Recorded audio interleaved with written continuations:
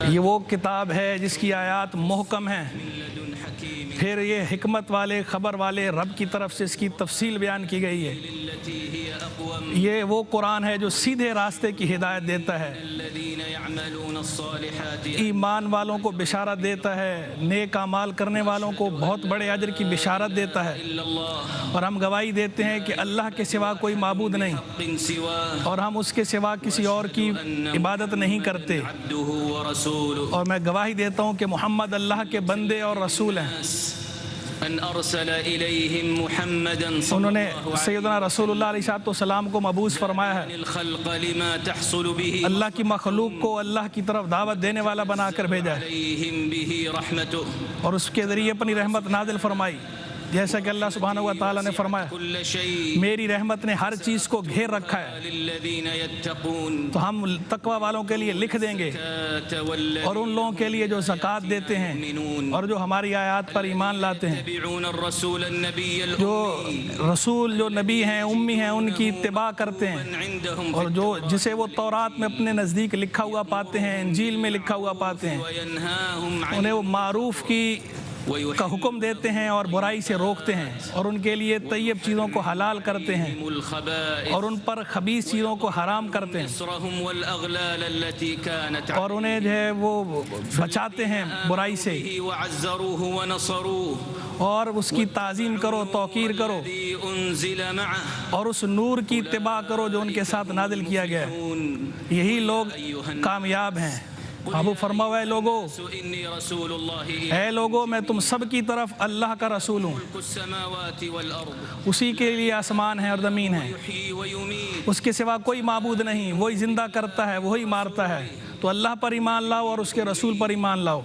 اور اس رسول پر جو نبی ہے اور امی ہے، اور اس کی اتباع کرو تاکہ تم ہدایت پا جاؤ۔ تو درود و سلام نازل ہو اللہ کے رسول پر اور ان کے آل و اصحاب پر اور ان کے پیروکاروں پر۔ حمد و صلات کے بعد اے لوگو اپنے اس رب کا تقوی اختیار کرو، اپنے رب کا تقوی اختیار کرو اور ڈرو اس دن سے کہ جس دن نہ والد کام آئے گا نہ اولاد کام آئے گی، اور نہ کوئی جو ہے وہ پیدا ہونے والی جان جو ہے کام آئے گی، اور تمہیں دنیا کی زندگی دھوکے میں نہ ڈالے، اور تمہیں اللہ سے کوئی بھی چیز دھوکے میں نہ ڈالے، اور عاقبت اچھی عاقبت جو ہے ان لوگوں کے لیے متحقق ہوئی جو لوگ تقوی والے ہیں، اور انہیں دنیا و آخرت میں انہیں فوز و فلاح نصیب ہوئی۔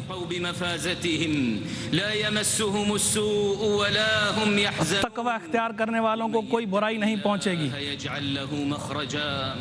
اور جو اللہ سے ڈرے گا تو اللہ اس کے لیے راستہ نکال دے گا،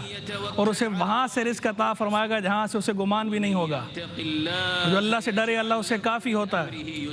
اور جو اللہ سے ڈرتا ہے اللہ اس کے معاملے کو آسان کر دیتا ہے، اور جو اللہ سے ڈرتا ہے تو اللہ اس کے گناہوں کو معاف کر دیتا ہے اور اس کے اجر کو بڑھا دیتا ہے۔ اور اللہ کا تقوی واجب ہے، اور وہ واجب تقوی یہ ہے کہ بندہ رب کو عبادت کے ساتھ خاص کرے اور اللہ کی عبادت میں کسی کو شریک نہ کرے، جیسا کہ اللہ نے فرمایا کہ حکم تو صرف اور صرف اللہ ہی کے لیے ہے، اور اس نے حکم فرمایا کہ صرف اللہ ہی کی عبادت کرو، اور یہی قیم دین ہے، پختہ دین ہے، سیدھا دین ہے، اور اکثر لوگ نہیں جانتے۔ اے لوگو اپنے اس رب کی عبادت کرو جس نے تم کو پیدا کیا اور تم سے پہلے والے لوگوں کو بھی پیدا فرمایا تاکہ تم تقوی اختیار کرو۔ اور شہادت توحید کا معنی یہ ہے کہ یہ کہو کہ اللہ کے سوا کوئی معبود نہیں، اور یہ شہادت توحید اسلام کی علامت ہے، نجات کا سبب ہے۔ اللہ نے فرمایا تمہارا معبود ایک معبود ہے، اس کے سوا کوئی معبود نہیں، وہ رحمت والا ہے، مہربان ہے، اسی نے تمہاری صورتیں بنائی ماؤں کے پیٹوں میں جیسے چاہیں، اور وہ حکمت والا ہے، غالب ہے۔ اور شہادت توحید کے ساتھ ہم ملاتے ہیں شہادت الرسالہ کو کہ محمد اللہ کے رسول ہیں برحق، جیسا کہ اللہ سبحانہ و تعالیٰ نے فرمایا کہ محمد تم میں سے کسی مرد کے باپ نہیں لیکن اللہ کے رسول ہیں اور خاتم النبیین ہیں، اور اللہ ہر چیز کا علم رکھنے والا ہے۔ اور یہ دونوں شہادتیں اسلام کا سب سے پہلا رکن ہیں، اور اسلام کے ارکان میں سے یہ بھی ہے کہ 5 نمازوں کو قائم کیا جائے، جیسا کہ اللہ نے فرمایا کہ نماز کو قائم کرو، کہ بے شک نماز برائی سے اور بے حیائی کے کام سے روکتی ہے، اور اللہ کا ذکر سب سے بڑا ہے، اور اللہ جانتا ہے جو تم کرتے ہو۔ اور زکوٰۃ ادا کرو، ان کے مالوں میں سے لو صدقے کے طور پر جو انہیں پاک کر دے، اور ان پر رحمت کی دعا مانگو کہ آپ کی جو دعائے رحمت ہے وہ ان کو تسکین دیتی ہے۔ اور رمضان کا روزہ رکھو، کہ اللہ نے فرمایا کہ اس رمضان کا مہینہ کہ جس میں قرآن نازل فرمایا گیا ان لوگوں کے لیے ہدایت ہے، اور ہدایت کی نشانیاں ہیں، اور حق و باطل میں فرق کرنے والا ہے۔ تو جو تم میں سے اس مہینے کو پائے تو اس کا روزہ رکھے۔ اور پھر اس کے بعد اسلام کی رکن کے ساتھ ہم ملاتے ہیں حج کو، جو استطاعت رکھتا ہو وہ اس کا حج کرے۔ اللہ تبارک و تعالیٰ نے فرمایا کہ تم اعلان کرو ابراہیم حج کا، تو لوگ دور دراز سے پا پیادہ بھی آئیں گے اور دور دراز سے دبلی اونٹنیوں پہ سوار ہو کر بھی آئیں گے، تاکہ وہ منافع پائیں، دنیاوی بھی اور اخروی بھی۔ اللہ کے نبی علیہ السلام نے ارشاد فرمایا اسلام یہ ہے کہ تم گواہی دو اس بات کی کہ اللہ کے سوا کوئی معبود نہیں، اور یہ کہ محمد اللہ کے رسول ہیں، اور تم نماز قائم کرو، اور تم زکوٰۃ دو، اور رمضان کا روزہ رکھو، اور بیت اللہ کا حج کرو اگر تم اس کی طرف راستے کی استطاعت رکھتے ہو۔ اور ایمان یہ ہے کہ تم اللہ پر ایمان لاؤ، اللہ کے فرشتوں پر ایمان لاؤ، اللہ کی کتابوں پر ایمان لاؤ، اللہ کے رسولوں پر ایمان لاؤ، تقدیر پر ایمان لاؤ کہ اچھی بری اللہ کی طرف سے۔ اور احسان یہ ہے کہ تم اللہ کی عبادت اس طرح کرو جیسے تم اسے دیکھ رہے ہو، اور اگر تم اسے نہیں دیکھ رہے تو وہ تو تمہیں دیکھ ہی رہا ہے۔ اے ایمان والو، یہ اللہ کا دین ہے اور یہ اللہ کی شریعت ہے جسے اللہ نے اپنی مخلوق کے لیے پسند فرمایا ہے، اور اللہ تم پہ رحم فرمائے، اور تم پہ اللہ تبارک و تعالیٰ اپنی رحمت نازل فرمائے، تم سے دور فرمائے برائیوں کو۔ نزل على رسول اللہ صلی اللہ علیہ وسلم سیدنا رسول اللہ علیہ السلام پر یوم عرفہ میں اللہ تبارک و تعالیٰ کی آیات نازل ہوئیں، آج کے دن میں نے اپنا دین تمہارے لیے کامل کر دیا، تمہارا دین تمہارے لیے کامل کر دیا، اور تمہارے لیے اسلام سے راضی ہوا۔ اور اللہ سبحانہ و تعالیٰ نے اپنے نبی علیہ السلام کو اس طرح متصف فرمایا یہ کہہ کر کہ محبوب ہم نے تمہیں نہیں بھیجا مگر تمام عالمین کے لیے رحمت بنا کر۔ یہ ساری کی ساری واضح باتیں ہیں جو شریعت مبارکہ لے کر آئے، جو آسان، جو سب کے لیے آسان ہے، اور مفاسد کو دور کرنے والی ہے اور مفاسد کو کم کرنے والی ہے،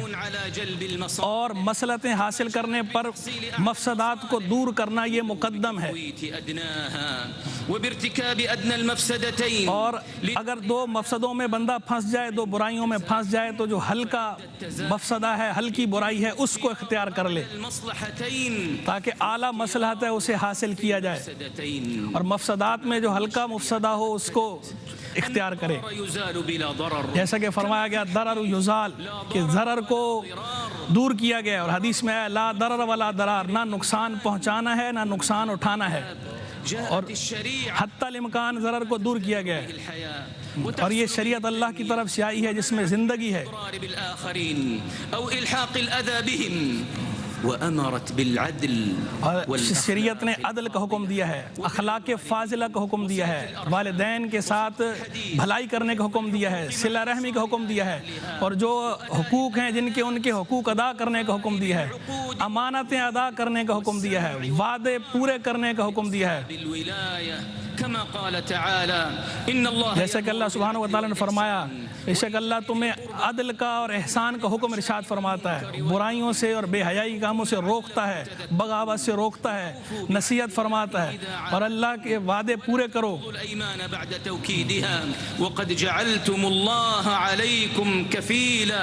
اور اللہ تمہارا کفیل ہے اور جانتا ہے جو تم کرتے ہو۔ اللہ سبحانہ و تعالیٰ نے فرمایا اللہ تمہیں حکم دیتا ہے کہ امانتیں ان کے اہلوں کے سپرد کرو، اور جب تم لوگوں کے مابین فیصلہ کرو تو انصاف کے ساتھ فیصلہ کرو۔ اللہ تمہیں کیا ہی اچھا ڈراتا ہے اس سے، بے شک اللہ سننے والا دیکھنے والا ہے۔ اے ایمان والو، اللہ کی اطاعت کرو اور اللہ کے رسول کی اطاعت کرو، اور جو تم میں اولو الامر ہیں ان کی اطاعت کرو، اور جب تم میں اختلاف ہو جائے تو اسے اللہ اور اللہ کے رسول کی طرف لوٹاؤ اگر تم اللہ پر اور یوم آخرت پر ایمان رکھتے ہو۔ یہ انجام کے اعتبار سے سب سے اچھی بات ہے، سب سے عمدہ ہے۔ اور جو حکمت والا شارح ہے اس نے جو 5 ضروریات ہیں، مقاصد ہیں، انہیں مقرر فرمایا ہے، اور وہ کہ دین کی حفاظت کرنا، جان کی حفاظت کرنا، عقل کی حفاظت کرنا، مال کی حفاظت کرنا اور آبرو کی حفاظت کرنا، اور ان میں کسی چیز سے تجاوز کرنے کو جرم قرار دیا اور اس کے لیے سزائیں رکھیں، اور انہی ضروریات مقاصد خمس سے کی وجہ سے جنایتوں کی سزائیں رکھی گئی ہیں، اور جو ان کو پورا کرتا ہے مقاصد کو تو ان کے لیے جو ہے وہ حیات ہے، کامیابی ہے، اور جو اس میں خلل ڈالتا ہے تو وہ ان کی سزا کا سبب ہے، آخرت میں سزا ملے گی۔ اسی وجہ سے نبی کریم علیہ السلام نے حج میں جو خطبہ فرمایا تو اس میں ارشاد فرمایا کہ تمہارے مال، تمہارے خون، تمہاری آبروئیں تم پر حرام ہیں، تم پر حرام ہیں، جیسے یہ دن حرمت والا ہے، جیسے یہ خطہ حرمت والا ہے، جیسے یہ مہینہ حرمت والا ہے۔ اور ضرورت یہ ہے کہ انسان اطاعت کرے اللہ کی اور اللہ کے رسول کی۔ اور اللہ تبارک و تعالیٰ نے ارشاد فرمایا میں نے جن و انس کو نہیں پیدا فرمایا مگر اس لیے کہ میری عبادت کریں، اور اللہ سبحانہ و تعالیٰ نے عدل کرنے کا حکم ارشاد فرمایا، اور مسجدوں میں بندہ اخلاص کے ساتھ اللہ کے لیے خالص ہو کر عبادت کرے۔ وَلَقَدْ بَعَثْنَا فِي كُلِّ أُمَّةٍ ہم نے ہر امت میں رسول بھیجے جو آ کر یہ دعوت دیتے تھے کہ اللہ کی عبادت کرو اور طاغوت سے بچو، تو ان میں سے بعض وہ جنہیں اللہ نے ہدایت عطا فرمائی، اور بعض وہ ہیں جن پہ ضلالت مقدر ہو چکی تھی۔ تو زمینوں میں گھومو، سیاحت کرو اور دیکھو کہ کیسے جھٹلانے والوں کا انجام کیا ہوا۔ اور اللہ تبارک و تعالیٰ نے جان کی حفاظت کو مقرر کرتے ہوئے ارشاد فرمایا کہ اور اس جان کو قتل نہ کرو جسے اللہ نے حرام کیا، اللہ یہ کہ کسی حق کے وس کرو، بے شک اللہ تم پہ رحم کرنے والا ہے۔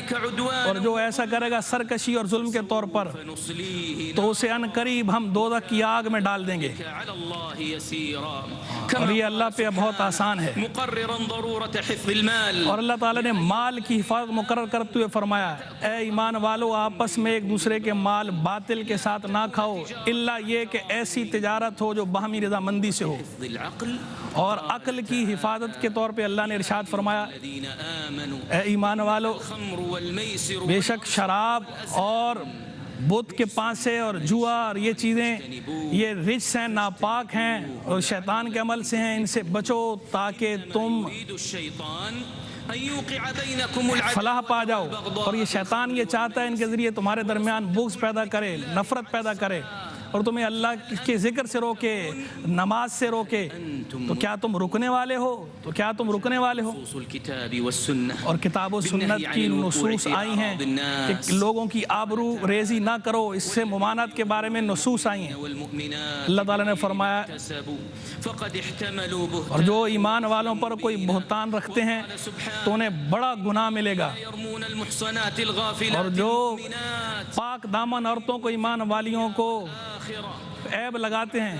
تو ان کے لیے عذاب عظیم ہے، اور دنیا و آخرت میں ان کی رسوائی ہے۔ اے ایمان والو کوئی قوم دوسری قوم کا مذاق نہ اڑائے، ہو سکتا ہے وہ تم سے بہتر ہو، اور نہ عورتیں دوسری عورتوں کا مذاق اڑائیں، ہو سکتے ہیں وہ تم سے بہتر ہوں، اور نہ ایک دوسرے کو الزام دو، اور نہ برے لقب رکھو۔ اور ایمان کے بعد کتنا ہی برا نام ہے یہ فسوق، اور جو یہ باتیں نہیں مانتے تو وہی ظالم ہیں۔ اے ایمان والو کثیر گمانوں سے بچو، بے شک بعض گمان گناہ ہوتے ہیں، اور ایک دوسرے کی ٹو میں نہ پڑو، نہ ایک دوسرے کی غیبت کرو۔ کیا تم میں کوئی یہ پسند کرتا ہے کہ اپنے مردہ بھائی کا گوشت کھائے؟ اللہ سے ڈرو، تقوی اختیار کرو، بے شک اللہ بہت زیادہ توبہ قبول فرمانے والا، رحمت فرمانے والا۔ اور جو ان چیزوں کو وہ وسائل ہیں جو مقاصد کے احکام کے لیے وسیلہ ہیں، فهو مأمور به اور ان کا بھی حکم دیا گیا ہے. يتم الواجب اور یہ قاعدہ ہے کہ جس سے واجب مکمل ہوتا ہو، جس پر واجب کا مکمل ہونا موقوف ہو تو وہ بھی واجب ہوتا ہے. إلى حفظ مقاصد الشريعة تو من مقاصد شریعت کی طرف لے کے جانے والے جو وسائل ہیں ان وسائل کا بھی حکم ہے شرعاً. إنه لما كانت المقاصد والمصالح تو جب الضرورية مسالے اور مقاصد ضرورت کا حکم ہے تو جو ان کی طرف وسیلہ بنتے ہیں، جو اعمال، جو اسباب، جو طریقے، ان اسباب اور طریقوں کو اختیار کرنے کا بھی حکم ہے. أسبابها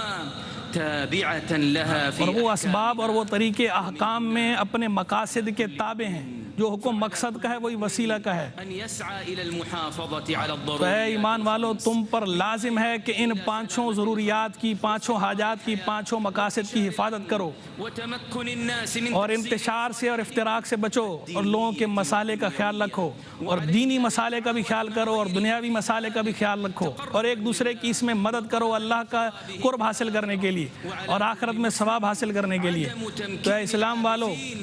من محاولة التأثير في مقاصد اور دوسرے الشرع لوگوں کو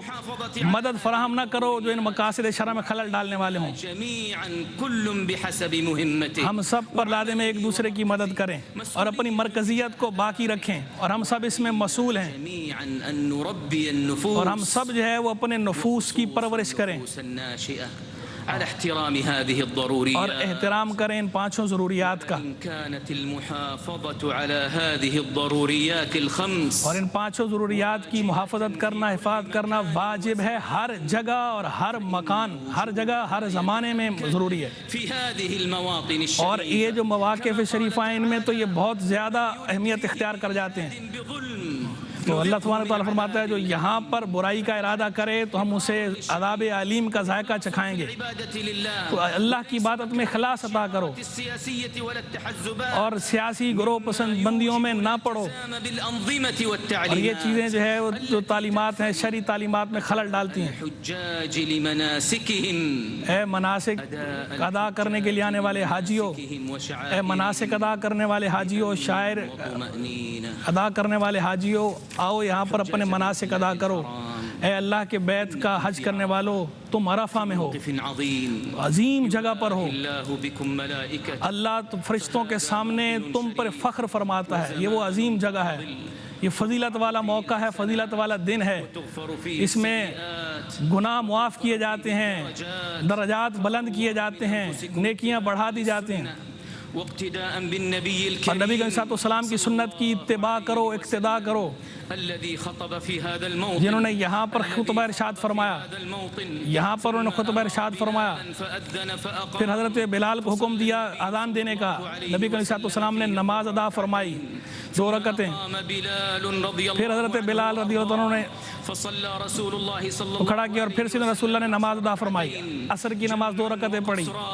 جمع کیا ظہر اور عصر 2 نمازوں کو جمع فرمایا. پھر ناکہ پہ سوار ہوئے اونٹنی پر اور اللہ کا ذکر کیا اور دعا میں مشغول ہو گئے یہاں تک کہ سورج غروب ہو گیا. پھر حضور مزدلفہ تشریف لے گئے،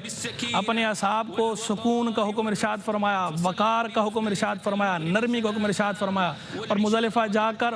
مغرب اور عشاء 2 نمازیں جمع فرمائیں. مغرب 3 رکعتیں پڑھیں اور